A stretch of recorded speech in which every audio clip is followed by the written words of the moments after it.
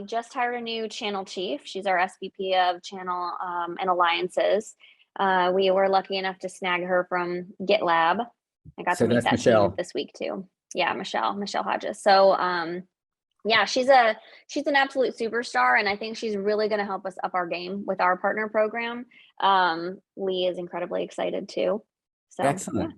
Excellent. You guys are pretty serious about the channel program. You're mostly channel sales versus direct? So not exactly. So at Ivanti, the vast majority of our deals are transacted in some way with our channel, with our partners, particularly out in EMEA and the APAC markets. But the sourcing predominantly comes from our organization. So we do the direct marketing, and we have a large direct sales organization who then bring partners in to help transact deals. It has not necessarily been as mature or scalable as we've wanted it to be, because of course Ivanti doubled in size in a very short window of time when we acquired, well, 2 companies on the same day, and then another company about 3 months later. And all those organizations were very heavily channel.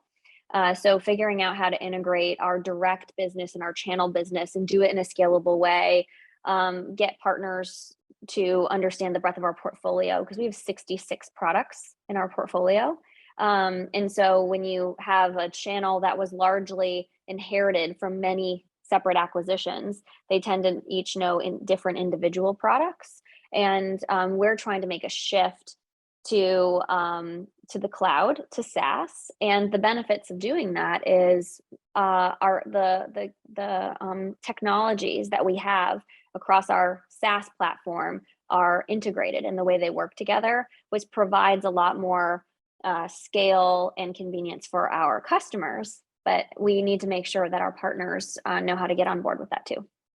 Wonderful. So it sounds like you're mostly marketing with partners. Would that be the term for it? Or you're certainly collaborative. It's a combination of with, to, and through. The MDF component is certainly one of the levers we pull to support the through engine. So we do not administer MDF when we're doing co-marketing or marketing with partners, because in that case, we're bringing our direct funds to the table, they're bringing their funds to the table, and we're really doing something collaborative together.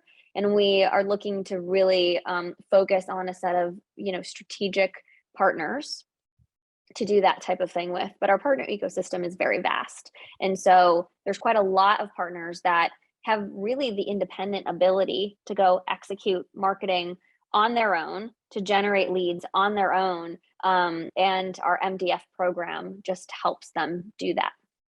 So you help supplement their individual for those that want to do it that way. Yep. And so how are you able to measure or optimize your MDF?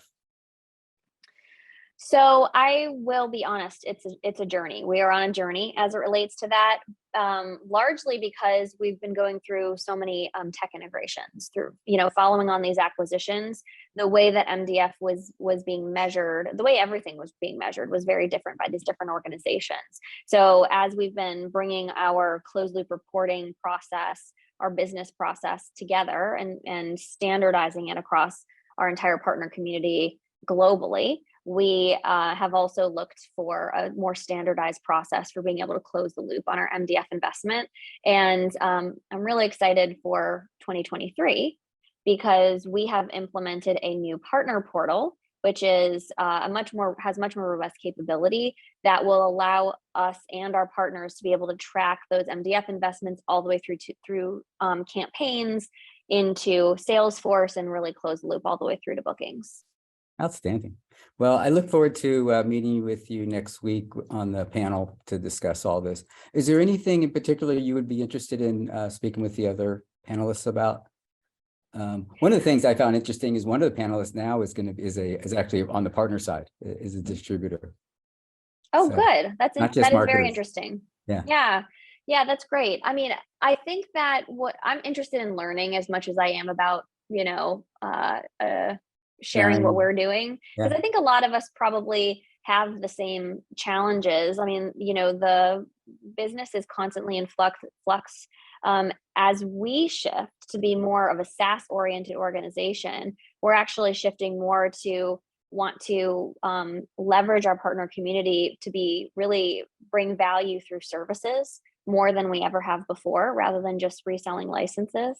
So, hearing from others around how they're doing it would be interesting, how they're motivating, enabling, and empowering their partners to deliver that value, and also to leverage funds like the MDF funds in a way that will really maximize the impact. Because when we think about maximizing impact for the size of our organization, we think about what are the best levers we can pull that will achieve scale for our business, but not necessarily all partners operate in that same at the same level of scale we're looking to.